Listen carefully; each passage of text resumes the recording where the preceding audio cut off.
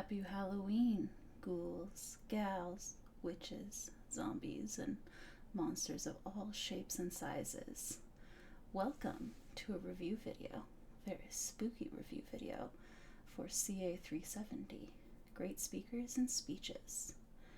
Now, a good portion of the class, nearly 50%, said that they needed some help with neoclassical criticism.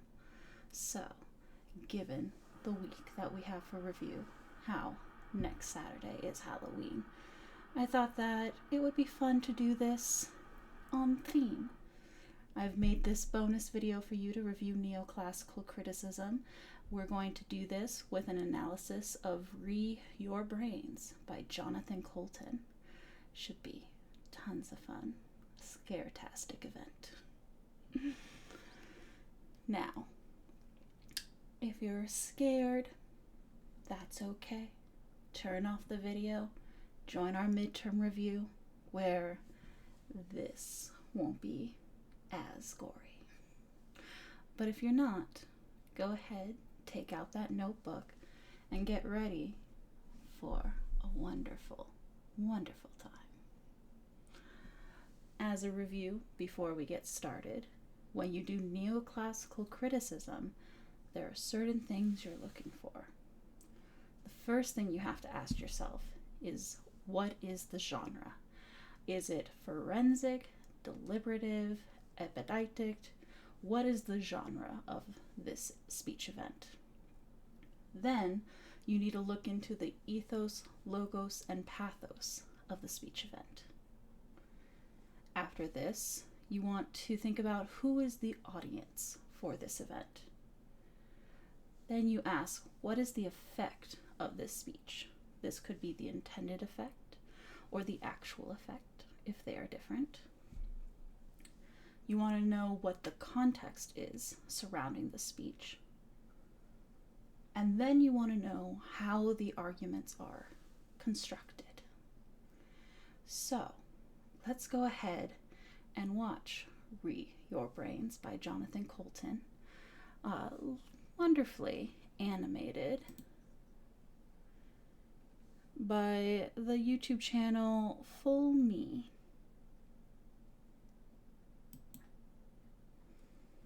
Let's get it all switched over and let's get started.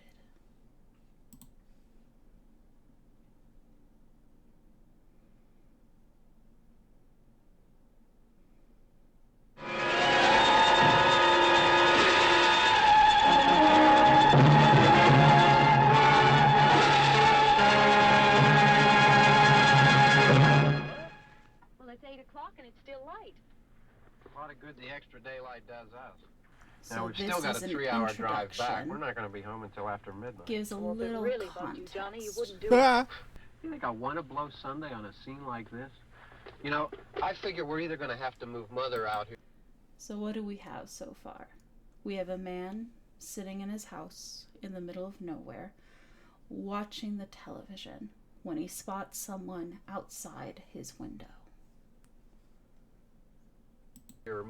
Hey Tom, it's Bob from the office down the hall. It's good to see you, buddy. How have you been? Things have been okay for me, except that I'm a zombie now. I really wish you'd let us in. Alright, what do we get in this first verse? Well, first of all, we learn that the audience is Tom, right? Hey, Tom, it's Bob. So we have the audience is Tom, the speaker is Bob. We also will soon learn what genre of speech this is.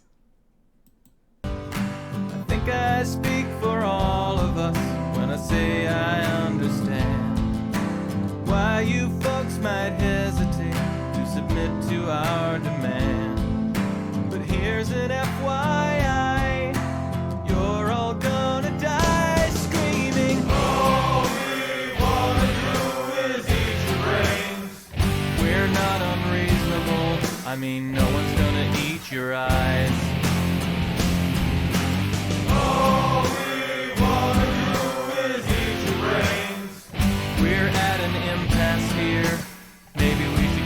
compromise. If you open up the door, we'll all come inside and eat your brain. Now we know what he's trying to argue here, right? Which means that we know also what genre is happening. This is a deliberative speech, right? It's not forensic. He's not trying to persuade us about what's happened in the past. He's not trying to persuade us about what's happening now. He's trying to persuade us what should happen in the future. He's trying to tell us what path to go on. Open up your door so we can eat your brains. We also have already gotten this establishment of ethos, right? He starts the entire piece by saying, "Hey, Tom, it's Bob from the office down the hall." So he is establishing their relationship as co-workers. And then he goes on to say, "Good to see you, buddy. How you been?" So not only are they co-workers, they're at least friendly co-workers, if not friends. He is establishing a rapport with his audience, an emotional connection with his audience. And then we get odd logic, but it is the logos that is happening in this event, where he says, "Here's an FYI, you're all going to die screaming." He states this as a fact. Now, Tom may want to debate that fact, but Bob is stating that as the logical argument there. I don't want to nitpick, Tom, but is this really your plan? Spend your whole life locked inside a mall. Maybe that's okay for now, but someday you'll be out of food and guns, and you'll have to make the call. So that's another logos moment, right? Someday you'll be out of food and guns, and you're going to have to make the call. So that is actually fact, that you can be locked up inside a mall, in this animated video, inside the house, but eventually you're going to run out of resources, and you're going to have to decide what to do. I'm not surprised to see you haven't thought it through enough. You never had the head for all that bigger picture stuff. But Tom, that's what I do, and I plan on eating you slowly. All we wanna do is eat your brains. We're not unreasonable. I mean, no one's gonna eat your eyes. All we wanna do is eat your brains. We're at an impasse here. Maybe we should compromise. You open up the door, we'll all come inside and eat your brains. All right.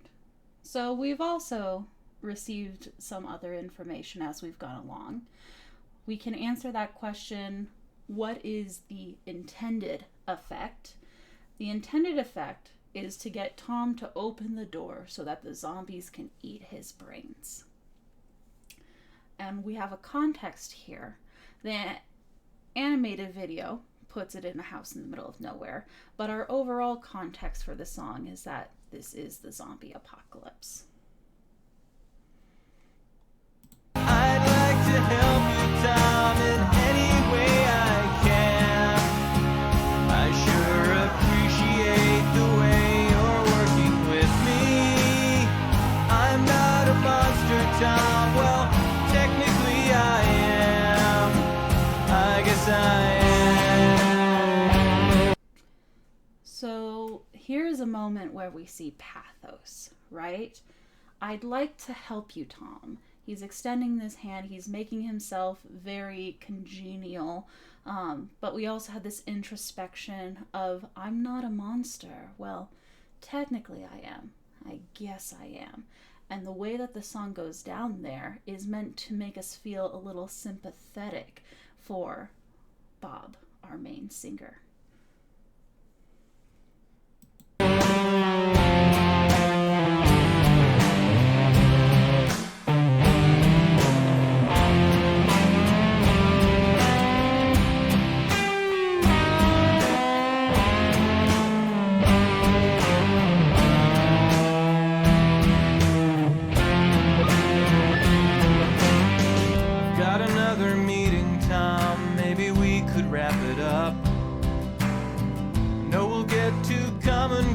Somehow. Meanwhile, I'll report back to my colleagues who were chewing on the doors. I guess we'll table this for now. I'm glad to see you take constructive criticism well.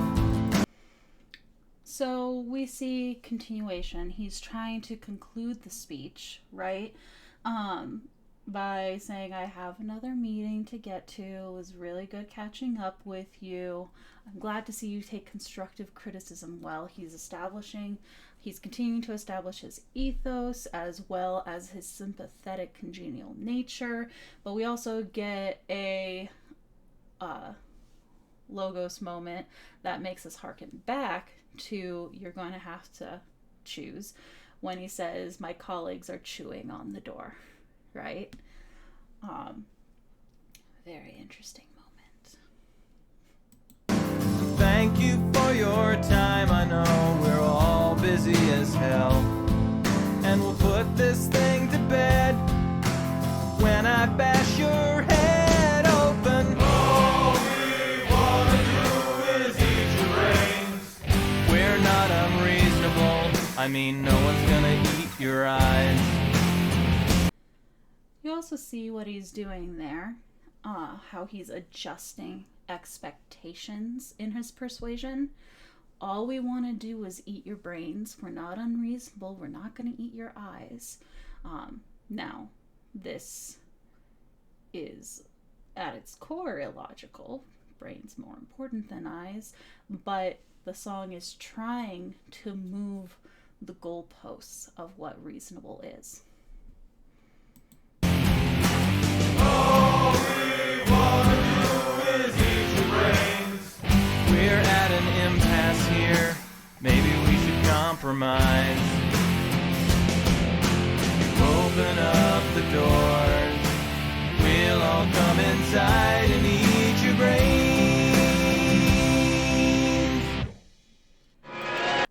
And that gives us the actual effect of the speech, where Bob was not paying attention and got run over by a vehicle, thus getting rid of the entire tension of this immediate moment.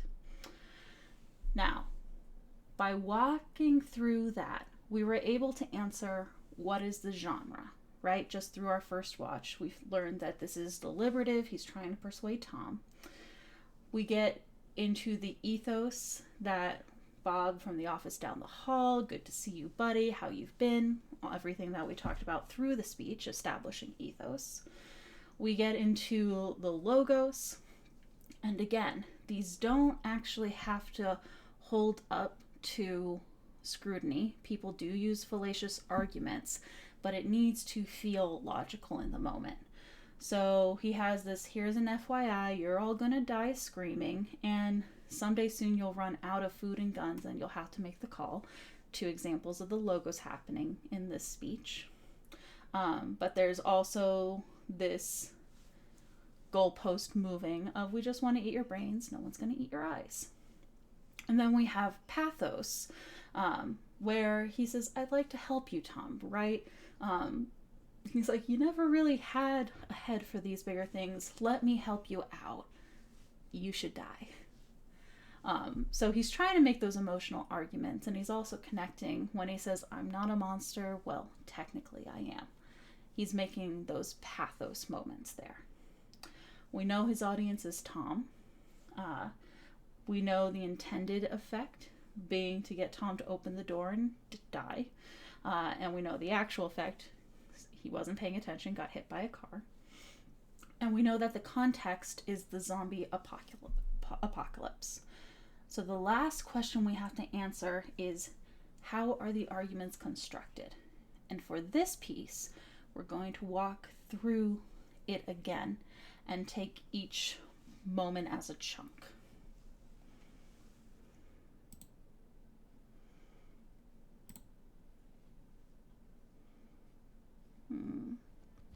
Nope, that's not what we want. Here we go.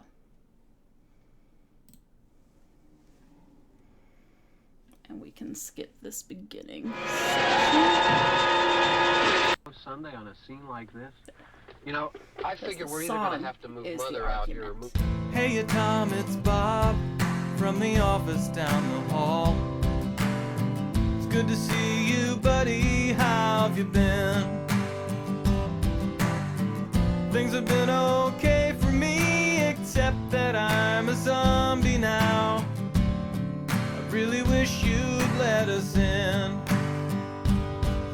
I think I speak for all of us when I say I understand why you folks might hesitate to submit to our demand.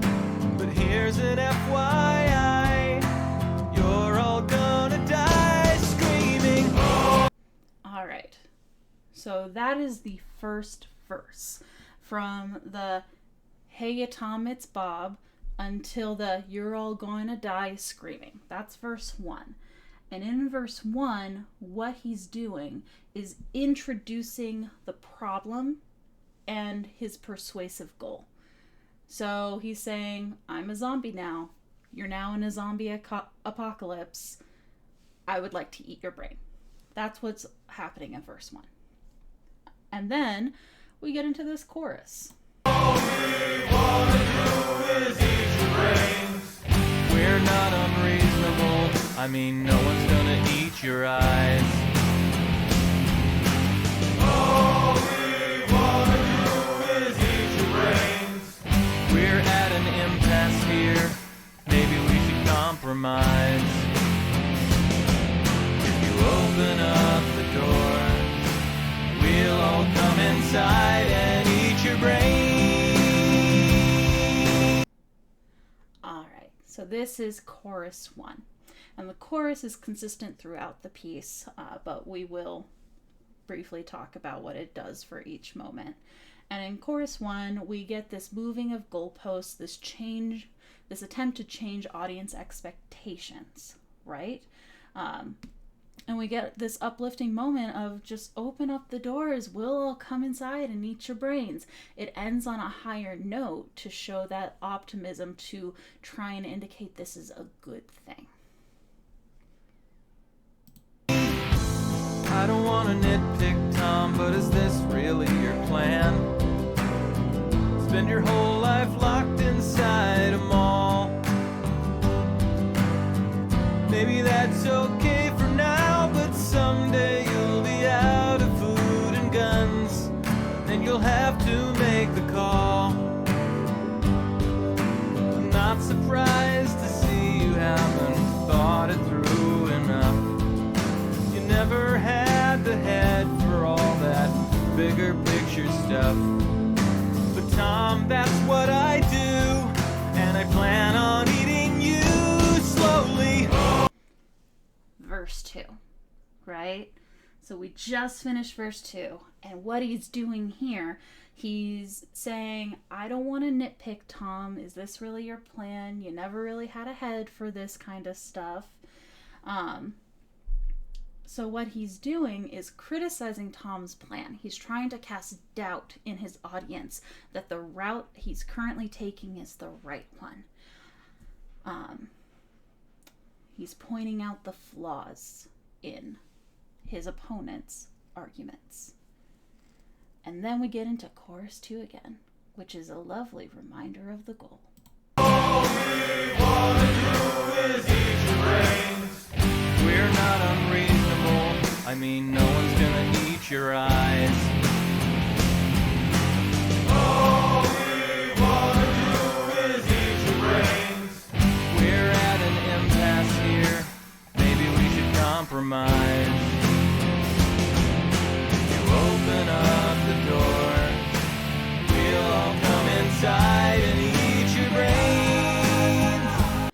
Alright, so like I said, chorus 2 is our reminder of the ultimate goal of this speech act. And we're about to get into, in a song, a bridge. Now, in songs, you have this repeating of the chorus. This doesn't typically happen in most speeches, but you might see a phrase repeated to try and add emphasis. That's the same goal a chorus has in a song, to create that impact, to remind you of the goal, to try and add emphasis. Now we're going into a bridge, which in a song changes a bit what the melody sounds like, takes us to a different moment before bringing us back in. And again, you don't typically have these in speeches unless someone does something like an aside, an extended aside, where they're going through their speech and then they have an, let's just briefly talk about this. That's kind of what a bridge is in a song. I'd like to help you, Tom, in any way I can. I sure appreciate the way you're working with me. I'm not a monster, Tom. Well, technically I am. I guess I am.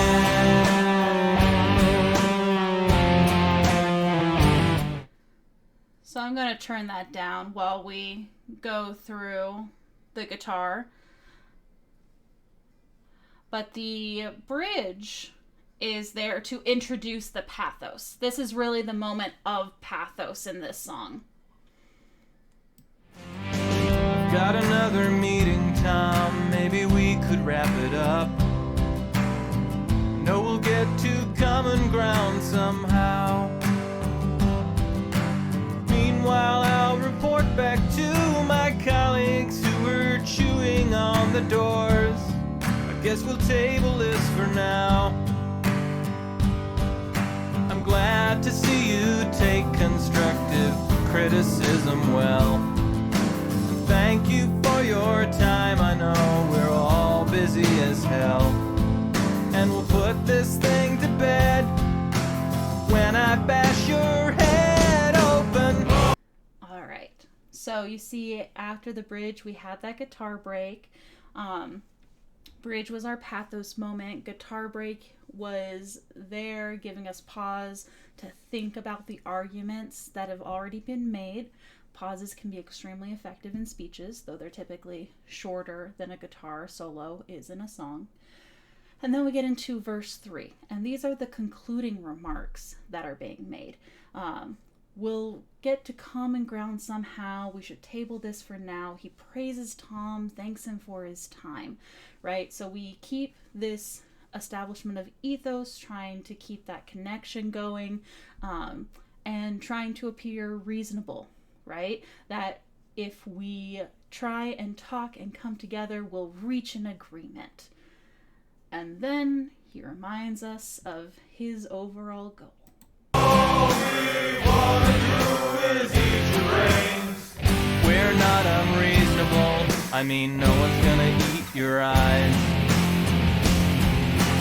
All we wanna do is eat your brains. We're at an impasse here. Maybe we should compromise.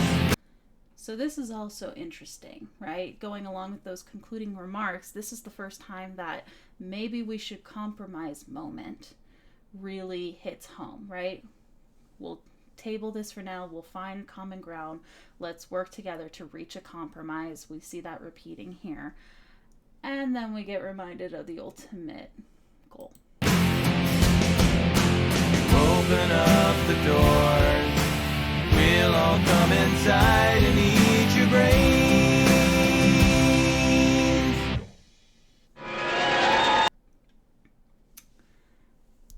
And that brings us to the end of our neoclassical criticism. We talked through what the genre of the piece was. We talked through its ethos, logos, and pathos moments using Aristotelian concepts of those three. We talked about who the audience of this speech act is. And this is because it's a unique event where there's one audience member in particular. We talked through then the three final questions. What is the effect? What is the context? And how are the arguments constructed? Hopefully this helped you understand neoclassical criticism a little better. If not, we'll always have our spooktacular midterm review.